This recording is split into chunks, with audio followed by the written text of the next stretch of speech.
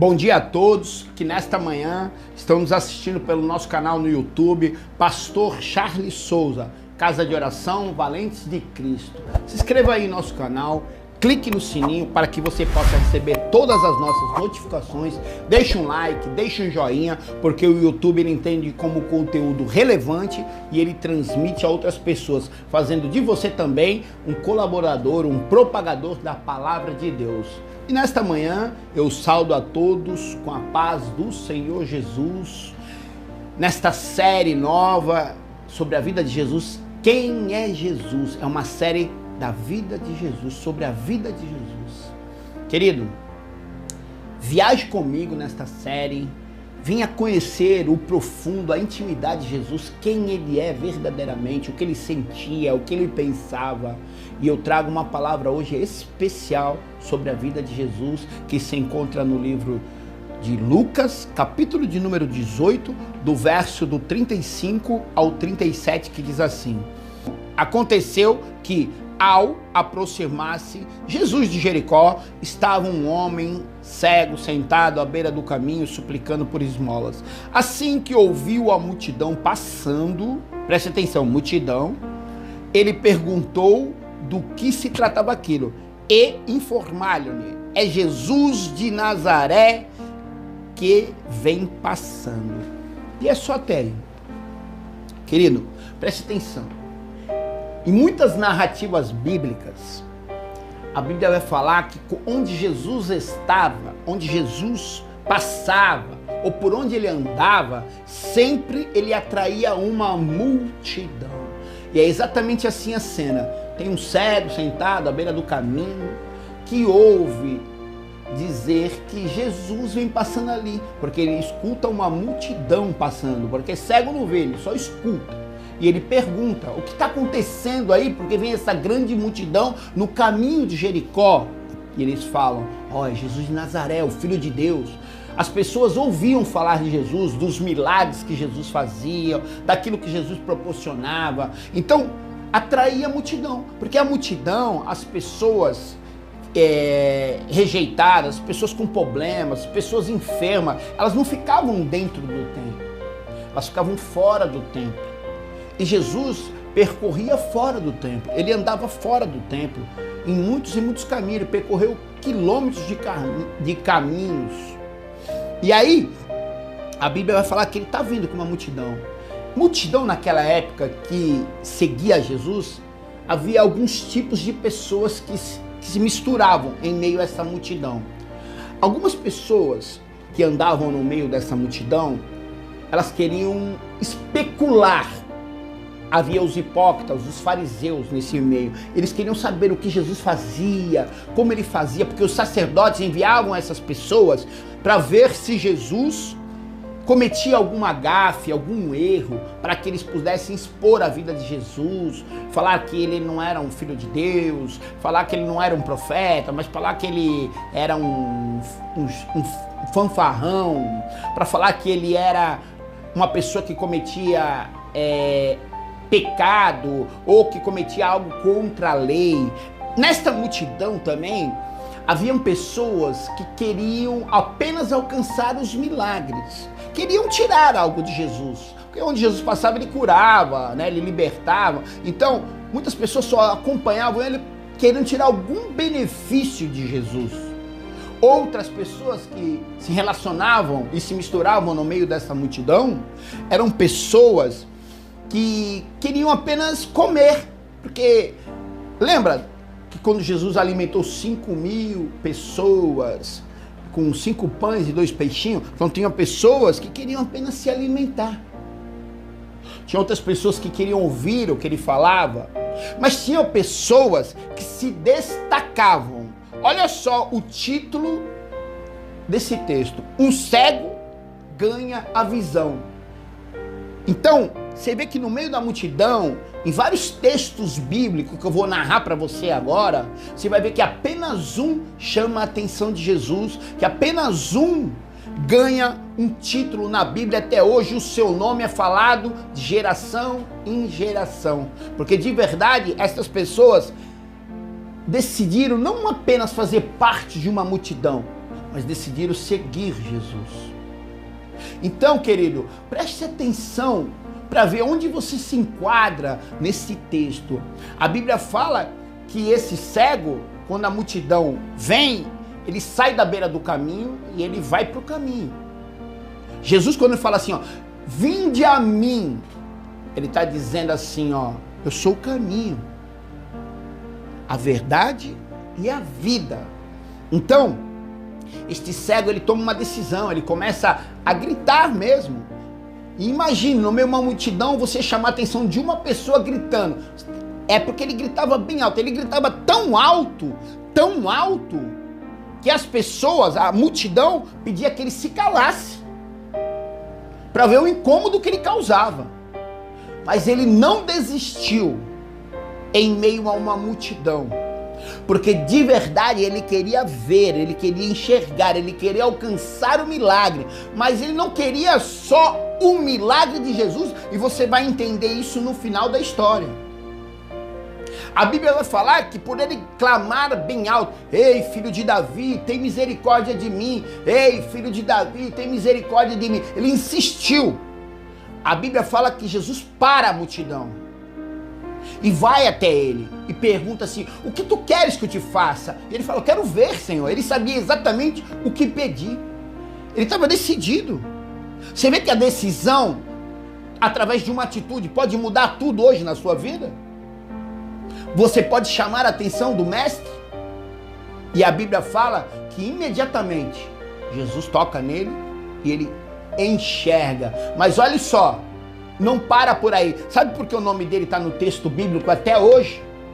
Ele é citado na Bíblia até hoje, porque ele toma uma decisão também no final do texto. Ele decide seguir Jesus. Ele não apenas se contenta com os milagres, porque na multidão muitas pessoas recebiam o milagre, mas elas iam embora. Ele não, ele decide seguir Jesus. E esta é a diferença de quem acompanha e quem segue. Muitas pessoas hoje acompanham, mas não querem seguir Jesus, porque para seguir Jesus tem alguns parentes que tem que ser feito. A Bíblia diz assim, ó, aquele que quer me seguir, tome sua cruz, negue-se a si mesmo e me siga. Tomar a cruz é carregar os fardos que a vida nos impõe, é carregar as adversidades e ter a reação não em cima do nosso eu, mas em cima de Cristo. É negar a si mesmo, é negar as vontades, os desejos, as paixões, as corrupçências que a carne nos querem todos os dias e exala sobre os nossos poros, que é o pecado. Seguir a Jesus é você deixar você mesmo de lado, deixar os seus pensamentos de lado. Paulo diz assim, ó, levo minha mente cativa mesmo, prisioneira, a obedecer a Cristo. E é exatamente isso que diferencia as pessoas que acompanham e que seguem Jesus. Porque se você vai em igrejas hoje, você vê muitas igrejas superlotadas, assim como a multidão que acompanhava Cristo. Mas quantas pessoas que estão nessa igreja superlotada hoje querem seguir a Cristo? Ou estão lá apenas como um clube social, ou porque o cantor tal vai louvar lá, ou porque o pastor tal prega bem, mas de verdade, desta multidão, quem decide tomar a cruz, negar a si mesmo e seguir a Cristo? Jesus faz uma pergunta para um jovem rico, a Bíblia diz. O jovem rico chega para Jesus no meio do caminho e fala, Senhor, olha, eu faço tudo certo, eu pago os dízimos, eu vou ao templo, eu honro meu pai, eu honro minha mãe. Mas Jesus, ele é onipotente, ele é onipresente, mas principalmente ele é onisciente, que é coisa que o diabo não tem esse poder. Só o nosso Deus, através de Jesus, tem o poder de saber aquilo que pensamos, aquilo que falamos. Mas como assim, pastor? Jesus sabe o que eu penso? Sabe exatamente o que você pensa. A Bíblia vai falar que quando ele está sentado na mesa dos fariseus, entra uma mulher chamada pecadora. E os fariseus pensam só. Se esse homem soubesse quem é essa mulher, eles não falam, eles pensam. E Jesus consegue captar justamente esse pensamento dentro desse jantar. Ele é onisciente, ele sabe exatamente aquilo que você está pensando. E ele diz uma coisa muito importante também: nem todo mundo que está em Israel é israelita. Sabe por que eu estou falando isso para você? Porque eu sou um pastor e eu presido igreja.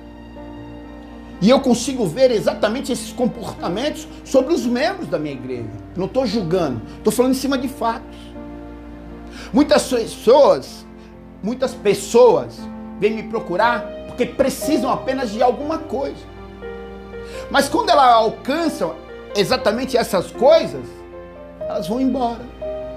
Muitas ficam porque é cômodo, é legal, mas poucas querem pegar a cruz, negar a si mesmo e seguir Jesus, que é se arrepender dos velhos comportamentos. Quantas pessoas hoje estão na igreja tendo o mesmo comportamento que tinha antes de estar na igreja, quando eles eram do mundo? Sabe o que diferencia as pessoas do mundo e o ser cristão? Eu vou te falar agora, é a maneira como nós reagimos às situações. O crente e a pessoa do mundo vai passar por enfermidade. O crente e a pessoa do mundo vai passar por desemprego, necessidade, adversidades, tribulações, dificuldades. Mas o que vai mostrar se você acompanha Cristo ou segue Cristo é justamente as tuas atitudes. É como eu reajo às coisas. Esse cego, ele nos ensina, sabe como? Depois que ele recebe o milagre, ele vê, ele poderia fazer como a multidão. Eu já ganhei o que eu queria de Jesus, eu vou embora agora. Não. A Bíblia vai falar que ele decide seguir Jesus. E para seguir Jesus é muito complicado, querido. Vou te falar por quê. Preste atenção. A Bíblia vai falar que quando Jesus prega veementemente, duro, os discípulos vão todos embora. Ficam só os apóstolos, os 12. E aí Jesus diz para eles assim, ó: se vocês quiserem ir também, vai. Agora é o momento, vai embora. E aí Pedro vai dizer assim: para onde iremos nós, Senhor? Se só tu tem a palavra de vida eterna. Mas preste atenção, não acaba por aí. A Bíblia vai falar que quando Jesus está no Gólgota, sendo crucificado, levando a cruz, tomando chicotada, quando chega o fim dele para o homem, aparentemente achando isso, que terminou a vida de Cristo, quando ele é crucificado e ele olha para baixo, sabe esses 12 que eu falei? Sabe Pedro que falou que para onde iremos nós, se só tu tens a palavra de vida eterna? Os 11 abandonam ele. Sabe quantas pessoas ficam com Jesus até o fim? Até a cruz, de negar a si mesmo, pegar a cruz e seguir Jesus? Sabe quantos? Só apenas um. Sabe quem está lá no dia do martírio de Cristo, que vê Jesus sangrando sangue na cruz do Calvário? Só apenas um dos apóstolos, chamado João. Este fica até o fim.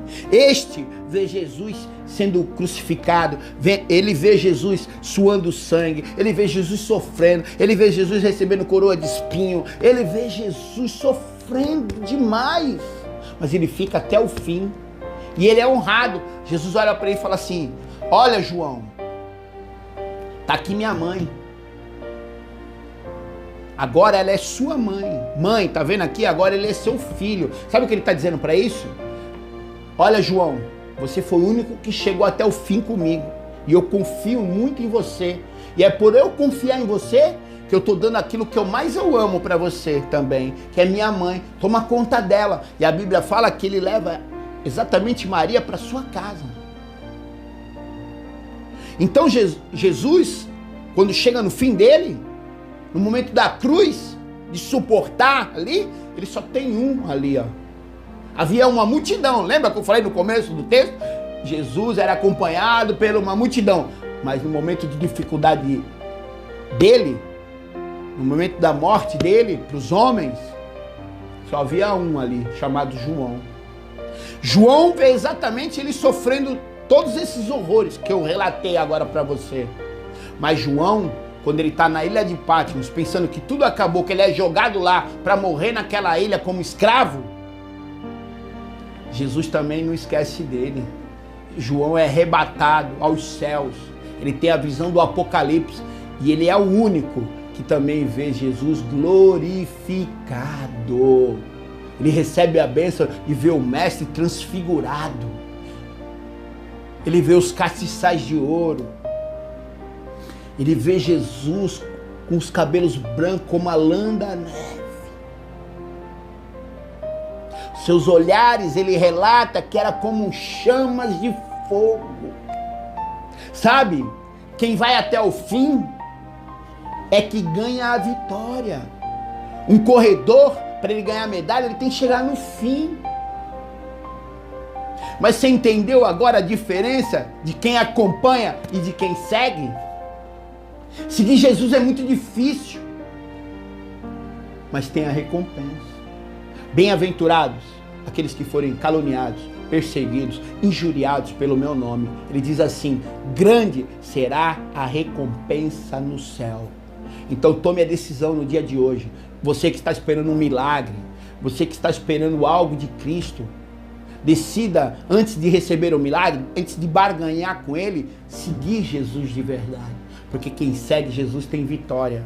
Jesus nunca falou e nunca enganou que você não vai ter dificuldade, que você não vai ter aflição. Ele diz assim, ó: no mundo havereis de ter as aflições, mas tem de bom ânimo, porque em Jesus Cristo nós somos mais que vencedores. Quer ter vitória na tua casa? Decida seguir Jesus. Quer ter vitória? Pare de acompanhar ele, decida seguir ele de verdade. Porque muitas pessoas estão na igreja há muito tempo e a vida não muda.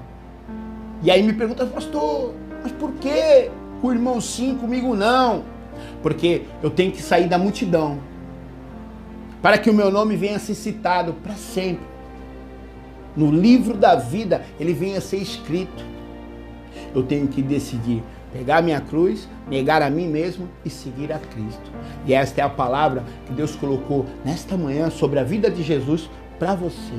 Que Deus abençoe vocês, meus amados. E não esqueça, em Jesus Cristo nós somos mais que vencedores. Deixe aí seu pedido de oração em nossos comentários. Deixe aí o seu nome. Toda quarta-feira nós estamos orando por você lá no monte, clamando para Deus, para que você venha ter a sua libertação, para que você venha ter a sua vitória. Porque quem clama tem resposta. E eu quero orar com você nesta manhã. Leve seu pensamento e curve sua cabeça comigo. Senhor, meu Pai, meu Deus,